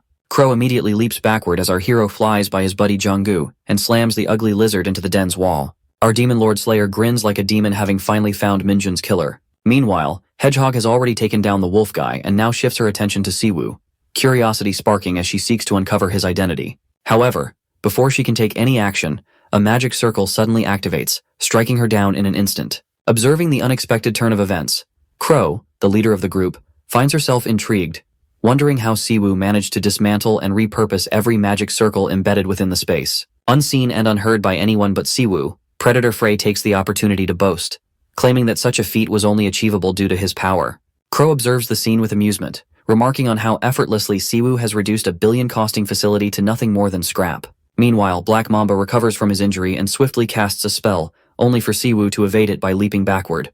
Recognizing the situation, Black Mamba begins to piece things together, questioning whether Siwoo is the one responsible for eliminating the old geezer and the wolf guy, as well as orchestrating the entire operation. Siwoo still holds on to the anger that surged through him upon learning of his subordinate's death, directing his accusation at Black Mamba as the true culprit. From a distance, Crow, observing the situation, questions what Mamba could have done to provoke such fury. Black Mamba, unfazed, claims that he merely follows the orders and requests assigned to him, insisting that he bears no guilt beyond that. He continues, voicing his curiosity, attempting to confirm his suspicion by asking whether Siwoo has come seeking revenge. Puzzled, he wonders how Siwoo managed to uncover his identity, considering he never leaves behind any trace. Siwoo forms a thunder circle in his hand, making it clear that he intends to take his revenge, though there is something he needs to uncover first. Meanwhile, Crow finds herself backed into a corner by the others. Raising her hands, she directs her curiosity toward her former crew members, questioning what could have possibly happened to turn them into Siwoo's obedient followers so suddenly. As this unfolds, the thunder circle Siwoo has been casting finally reaches completion, revealing that he has successfully reversed buff-enhancing magic into traps instead. Black Mamba, struggling against the suppressing trap, tries to piece together Siwoo's abilities, wondering whether he is a tracking-type magic user or a melee hunter. Yet, none of the possibilities he considers seem to fully align with what he has witnessed. Before he can dwell on it further, Siwoo unleashes another skill, slamming him against the wall once more and forcing him to revert to his hunter form. Bleeding from his mouth, Black Mamba swears that he has never seen Siwoo before. Despite taking pride in knowing everything about high-ranking hunters, he finds himself at a complete loss regarding his opponent's identity. Without wasting any time, he casts another magic circle and demands to know what business Siwoo has with him. Before Black Mamba can finish his enchantment, Siwoo appears above him in an instant, driving him to the ground with his foot. Making it clear that he is the one who will be asking the questions, not the other way around, he presses down harder, forcing his dominance over the situation. Without giving him a chance to recover, Siwoo slams him down again, issuing a sharp warning that a single wrong move will cost him his life, leaving no room for defiance. Black Mamba, now completely overpowered, visibly gives up and pleads for Siwoo to stop, his will to resist breaking. Seeing that Black Mamba is finally willing to talk, Siwoo wastes no time and demands to know who ordered the assassination of Young Min-jun. As sweat drips down his face, Black Mamba's mind races, questioning how Siwoo even learned about the murder and whether he has some connection to the victim. Instead of answering, he resorts to a cheap trick, pretending to comply just long enough to lower Siwoo's guard. Seizing the moment, he suddenly spits a venomous poison from his mouth, aiming to catch his opponent off guard. Believing he has taken down Siwoo, Black Mamba boasts that a true assassin never reveals his client. However, his confidence shatters the moment Siwoo instantly recovers, healing himself without effort. Panic overtakes him as he struggles to understand if Siwoo is actually a healer. Desperate, he turns to Crow for help, only to find her completely surrounded by Siwoo's disciples, leaving him with no way out. With no other options, Black Mamba finally gives in, beginning to reveal the client's name, Panda. But before he can finish, Crow swiftly eliminates him. Watching this unfold, Siwoo contemplates whether the name he was about to say was Pandemonium. Hearing this, Crow finally acknowledges that she has realized Siwoo's true identity, none other than the legendary first-generation hunter, Mad Dog, who mysteriously disappeared a decade ago. Siwoo, now turning his attention to Crow, questions whether she is also affiliated with Pandemonium. However, she firmly denies the accusation, asserting that her organization operates strictly as an assassin's guild and does not engage in personal requests. Siwoo fixes Crow with a death glare, making it clear that speaking the truth is the only option if she knows what's best for her. Crow, maintaining her stance, swears that she has no reason to lie, pointing out that Siwoo already has information on her. With a snap of her fingers, she signals Hedgehog to get up and assist in their escape. In an instant, the two vanish into the sky, preparing to flee. Before leaving, Crow questions whether Siwoo intends to pursue her, but he dismisses the idea, stating that he has already obtained the lead he was after, leaving him with no further reason to chase them. As the portal materializes, Crow bids farewell to Siwoo, hinting that their paths may cross again soon before vanishing into thin air. Jonggu, frustrated, complains to Siwoo about letting them escape, only to be met with a calm explanation. Siwoo informs him that had he pursued them, Crow would have activated the floor's self-destruction sequence, something they were in no condition to evade. He then instructs Jonggu to handle the cleanup, stating that they have achieved enough for the day. As the scene shifts, Siwoo is in his room, searching for more information on Pandemonium. His mind drifts back 20 years to the moment when the first gate appeared, unleashing all manner of things upon the world. Mana surged into existence, magic stones surfaced, and countless rare resources were discovered. Demons too emerged through the gate, initially blending into society unnoticed. However, they did not stop there. Not only did they seize control over the gates, but they also regarded humans as an inferior species. Before long, they successfully established their headquarters, constructing the Demon King's castle at the heart of the continent, securing their grip over all the resources pouring from the gates. Amidst this chaos, a faction of humans emerged, swearing loyalty to the Demon King. They became known as Pandemonium, serving as the bridge between demons and humans. However, fortune favored humanity as the first-generation hunters rose to oppose them. These hunters swiftly mastered mana manipulation, standing as the last line of defense against Pandemonium's growing influence. What followed was the Great War between humans and demons, a brutal conflict that shook the world. In the end, humanity triumphed, pushing the demons back. Siwoo recalls that it has now been 10 years since he single-handedly defeated the 4 demon lords, only to be cast into a dimensional rift, ultimately finding himself trapped in the demon world. He questions why the name Pandemonium is resurfacing after all this time, especially since the group was dismantled long before the war even began. His thoughts turn to his predator, seeking answers about why the demons in the other world seemed so different. Frey acknowledges the difference and shares his own analysis, revealing that numerous races exist across the dimensions. He notes that the demons in the other world were particularly ruthless, having gone so far as to exploit the dragon species, forcing them into servitude. Frey continues, arguing that no matter where demons go, they behave like gangsters.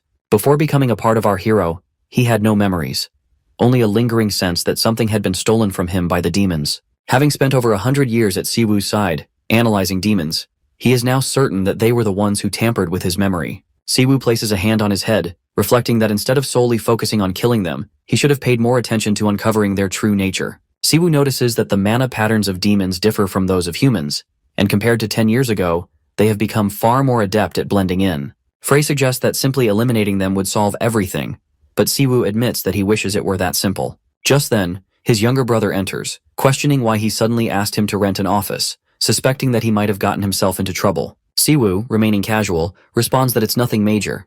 He's just trying to track down Minjun's traces. Sejun points out that from what he has gathered, Siwoo recently wiped out an entire assassination organization, and questions whether his request for an office was meant for planning that mission.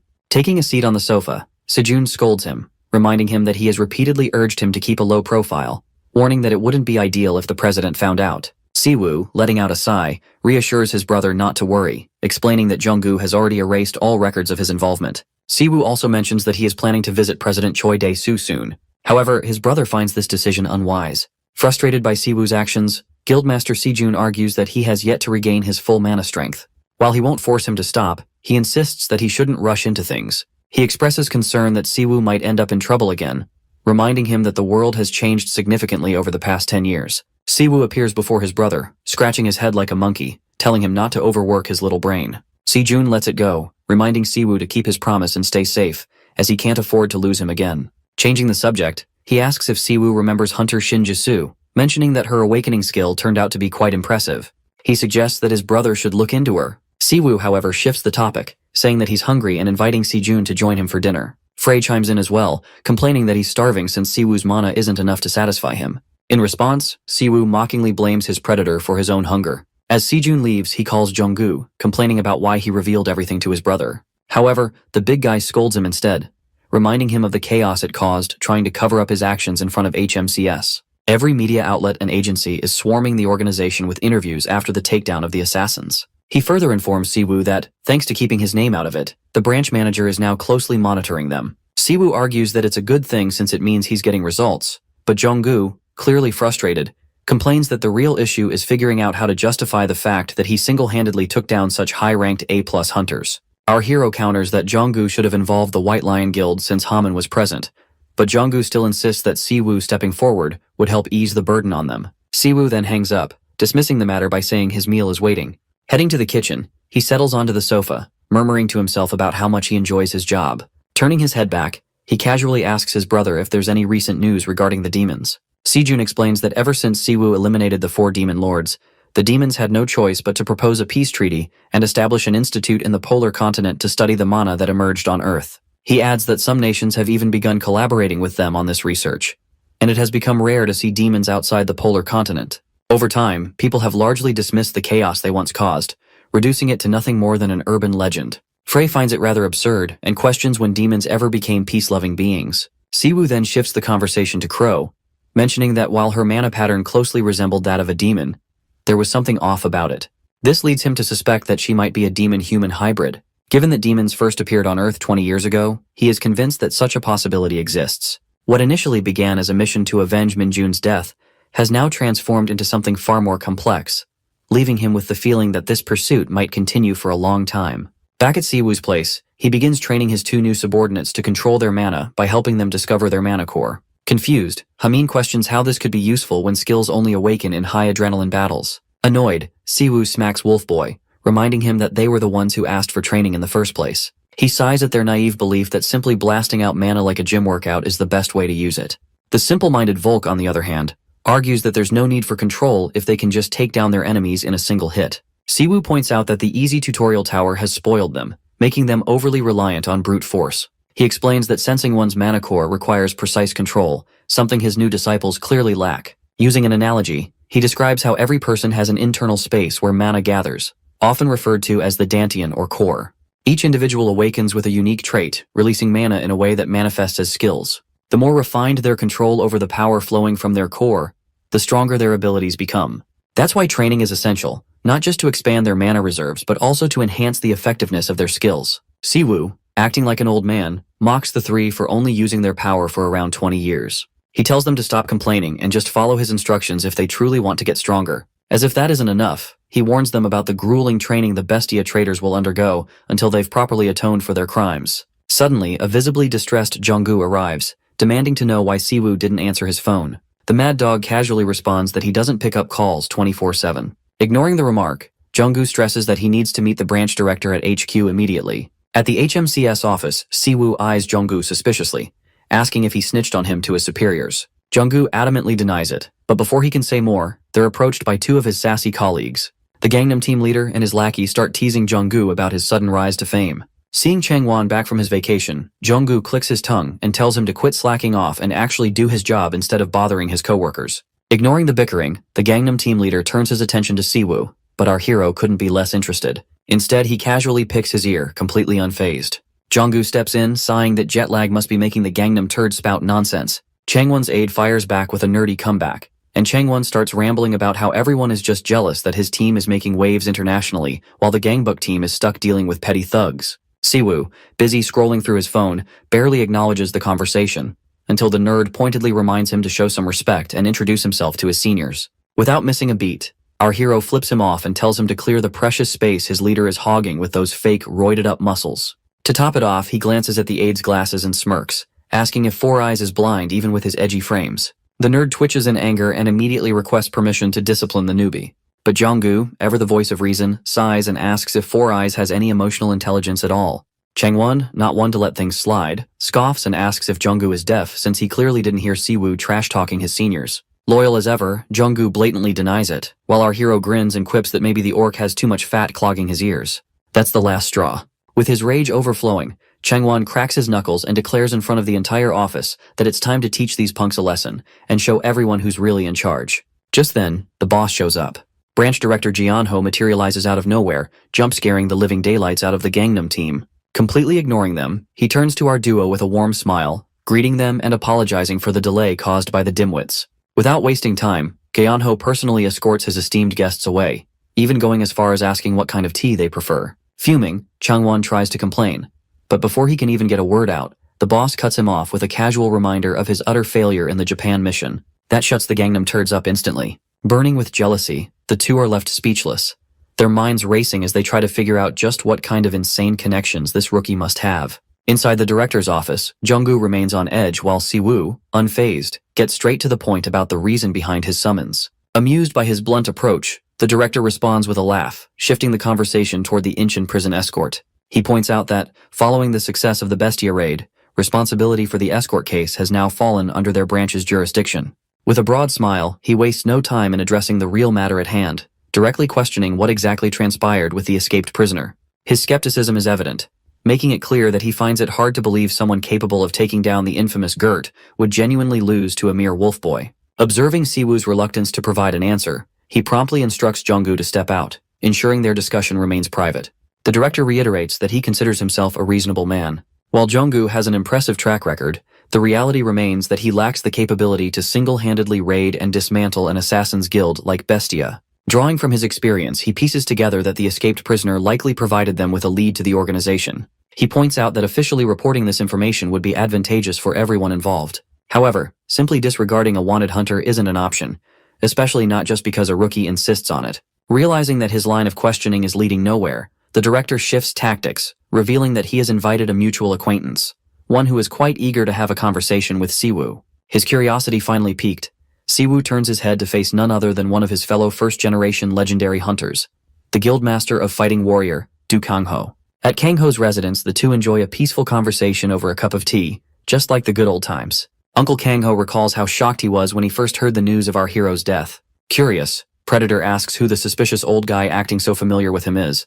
Our hero also notes that the man seems to have aged quite a bit. Laughing at the odd comment, Kangho chuckles and points out that Siwoo is the one who seems frozen in time. The uncle, with a touch of jealousy, mentions how Siwoo hasn't gained a single wrinkle over the past 10 years. He then asks what happened, since even his disciples went through hell yet couldn't track him down. Acting nonchalant, our boy replies they'll need another drink since his story isn't a short one. Hearing his 100-year-long tale, the uncle finds it impressive how much he went through. Our Demon Kingslayer shares his worry that mysterious dimensional magic activated at the very end of the fourth boss's fight.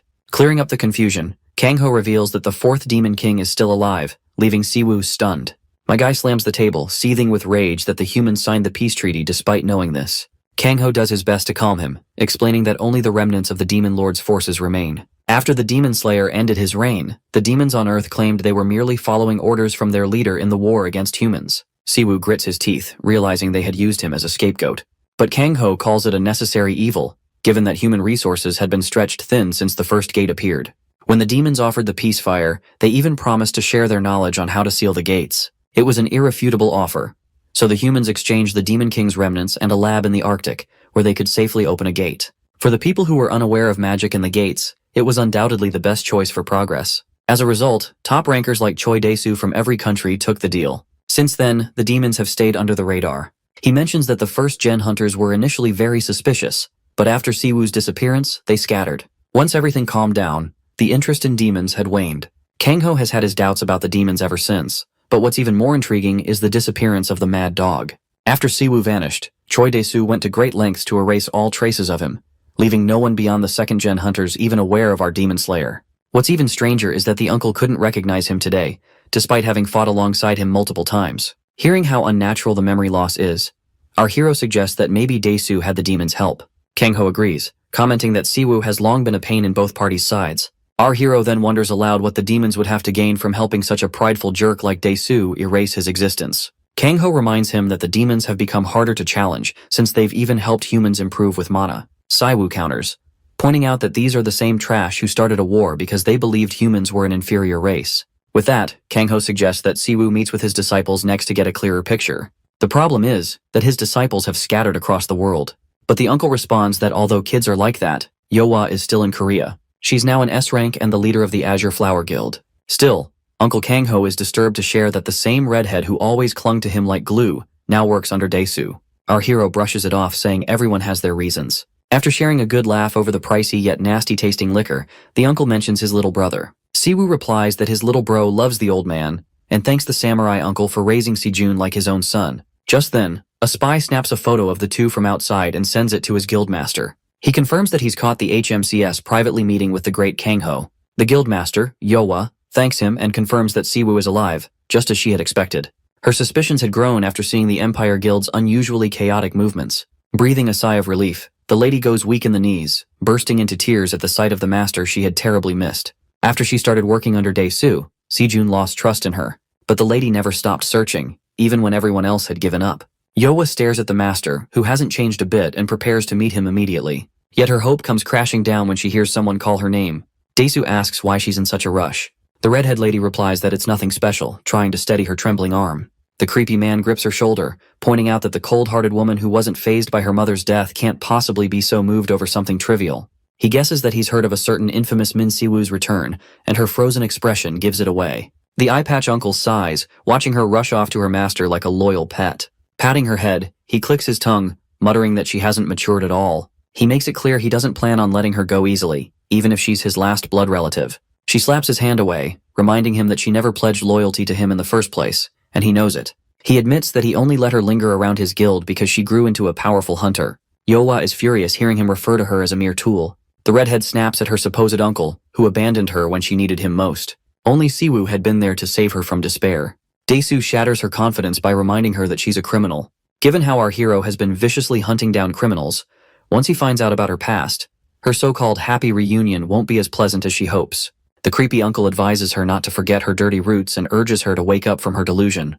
The trembling lady is left completely demoralized, standing there utterly speechless. Meanwhile, at the guild, a pair of rookies meet our hero, who has promised to train them firsthand. Jisoo curiously asks if the huffing bear mask and the bald old man are also coming along. Our hero introduces the two seniors, while the wolf boy is suffocating in the bear mask, struggling to hide his identity.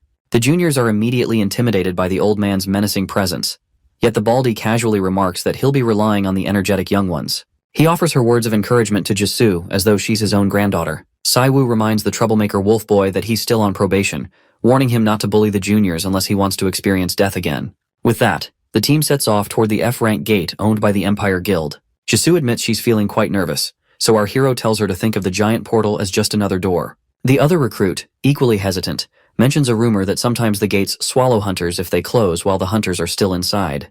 The old man reassures them, stating that humans now know exactly how to open and close the gates. He continues, explaining that gates have become a business due to the precious resources monsters inside yield. Cowards won't be rewarded without taking some risks. Once inside the gate, the team finds themselves in a lush forest. The recruits start complaining, leaving our hero wondering if all the kids are this clueless, even after graduating from the Hunter Academy. Bear Boy explains that after completing their studies, recruits are ranked after finishing the tutorial tower and only gain practical experience once they join a guild. Siwoo expresses his concern, calling the F-rank training little more than a system for mass-producing weaklings. He urges them to demonstrate their skills before they start facing monsters. Sent by Sejun, the pretend recruit feels humiliated, being bossed around by a stranger alongside a girl who can't even use her power properly. Finally charging up her skill, Jisoo is knocked back by the force of her own attack, landing on her butt. Hearing her rampant apologies, our trainer tells her to stop with the apologies and hands her a whip. The recruit looks confused, so he explains that it will help her better control her unique skill. Jisoo tries again, charging up her spell with the whip in hand. Meanwhile, the pretend recruit reports the gang of goblins ambushing them. Sitting at a safe distance, our trainer instructs him to handle it on his own. The guy curses at Siwoo's smug comment that they wouldn't learn anything if he beat the goblins for them. Watching the newbie in action, the baldy is impressed by his flashy tracking skill. However, it's clear that Byunguk's control is abysmal, and he's burning through his mana at an alarming rate. Meanwhile, the recruit is shocked at how fighting a swarm of goblins alone feels like pure punishment for someone at his level. In a panic, he shouts at Jisoo, asking how much longer she'll take. Completely drained of mana, he collapses, and a goblin almost lands a fatal blow. Just in time, Jisoo unleashes her skill, forcing the goblin to submit. With a single command, she makes it back off and copies her movements. Wolf Boy and Baldy are impressed, witnessing a rare domination skill in action. Even Frey, unable to contain his excitement, begs for permission to feast on such a rare sight. However, the mad dog remains unimpressed, remarking that it's quite useless if she can only control a single enemy. Realizing she's in deep trouble, the newbie starts desperately jolting her unconscious partner, while the goblins drool, eyeing the easy prey before them. Siwoo's assistance has helped her unlock a sense of how to use her techniques better, and she's grateful for that. Our boy doesn't even care that she looks like shit, as this is the only kind of mentoring he is willing to offer. Her hair disheveled, she cracks up a smile, stating that she was the foolish one for being overconfident. Believing that hunters and awakeners in general were special, and that their value increased in society with their ranks. But now, she was able to catch a hint of the true reality. Skills were tools, and not something a person could define their worth with. That's why training is important. Siwoo agrees, and thinks it's good enough if she's learned something. He's done for today and wants to head back home. The old man suddenly notes that there's a huge crowd spiraling up and wonders if these guys are from another guild. The girl explains that there is negotiation going on between the Azure Flower Guild and another group. A new gate has been discovered after all, so these people are just being dispatched here. Hearing the guild's name, Siwoo draws away for a second. From among the crowd, the people are curious to ask the guild leader about the appearance of the unique gate, as well as the pile of dead bodies of hunters that were discovered inside. The strange thing about this case is that these hunters weren't even torn apart by monsters. Their bodies seemed in one piece on the outside, but their organs had taken all the damage. It made Yowa contemplate what could become the catalyst for such a strange turn of events. Her train of thought is disrupted as a voice draws her over from her shoulder. It's Siwoo, who greets her with confidence, reminding her that her teacher is back. Seeing him here, she shows a different side to herself, mentioning his return. Siwoo wants to speak to her, but she's too busy and has things to deal with. Yowa escapes the situation, while Frey is out here flaming our boy for being the first dude to get rejected at the speed of light. The old man finds her rude for dismissing him like that too. Siwoo confirms that to be the case, but it's not that she was rude just now. In fact, he saw her in a fragile state, as if she was crying, and he doesn't know why. Let's explore their backstory a bit. Siwoo came to see her while she was hiding and crying her eyes out. He doesn't even get what's causing her to be upset. The teacher emphasized that he'll always find her out even if she hides. Turns out, the girl was jealous as hell that Sejun was trained better than her because of his connection to his brother, while she was just a nobody he picked up. She was once starving on the streets, so he collected her just like how Batman collects a new Robin every week. Anyway, Yoa doesn't get why Siwoo has been so nice and considerate of her despite having zero reason to do so. He teases her intently, stating that it's just a choice he made. He'd already been born into a tragic world, and felt that it was right to have a loving family of his own. He even gives Yoa the privilege of being called his real sister all the same. To this, the redhead flushes and continues to put up a petty fight. Siwoo is a little annoyed and wonders if he should make her cry even harder in their next training session. Yoa doesn't want him to adjust the difficulty of the training even further, since he already puts her through the worst every day. Those scenes race inside her head. She recalls never wanting to be the best disciple, but someone who could become his weapon, someone he could rely on. And that's how she ended up catching feelings for him. Tough luck. Yoa could not escape the bubble of being the child of a disgusting criminal. She enjoyed her privileges as a child and thinks that it does not earn her any excuse. That's why Yoa is prepared to do anything to fight for her teacher, for the person who helped restart her life. Yoa pops a surprise visit to meet Sejun, who calls her his sister out of habit and then addresses her properly. The redhead wants him to spare the pleasantries for a moment because she's come here to talk. Let's hop over to a different scene, where Kang-ho is expressing his reasons of distrust to an acquaintance. When the gates first appeared, they had been fighting against demons. It was a barbaric era where powerful awakened warriors did not know what to make of their powers and broke every law. And now, he's seriously annoyed that this guy ended up making deals with the demons themselves. Eyepatch over here quickly realizes that Kang-ho's already encountered Siwoo, which is why he's so alert and suspicious of him right now. He thinks Siwoo's the one who has had his senses tamed, failing his judgment. Of course, this all seems like bullshit coming from President Eyepatch over here. He thinks the same of Kang-ho, claiming that he and the rest have some kind of delusion about him. This man outlines that he doesn't care about the safety or protection of humanity. The three reverences matter nothing to him. The bastard reveals his true nature. He's just a madman who is drunk on power, hoping to achieve complete supremacy. He wants to test and expire the very limits of mana and where that could lead humanity. His goal is to face an endless amount of strong opponents to help evolve humanity to greater heights. His authority is just a tool that helps him get there. The deals he made were merely because their interests aligned in one place. In the global domain, he confirms that each world leader had already bargained with the demons. On the exterior, it seems like they're forming these deals out of the country's safety, but they have their own agendas. With the current trajectory, humanity will tremendously evolve in the upcoming decade. He mocks Kang-ho for questioning his decisions when it only helped strengthen humanity's side. Kang-ho returns to the important question at hand. He wants to hear it from the man himself, to see if he truly made a deal with the demons and became the one responsible for sending Siwoo away. The president plays it soft, expressing that he's got nothing to hide, and if Siwoo has returned, then he's just gotten himself another chance to destroy him. Dai-Su is all confident in his shit talk session until the man himself arrives to meet with him, stating that he's got a couple of things to ask too.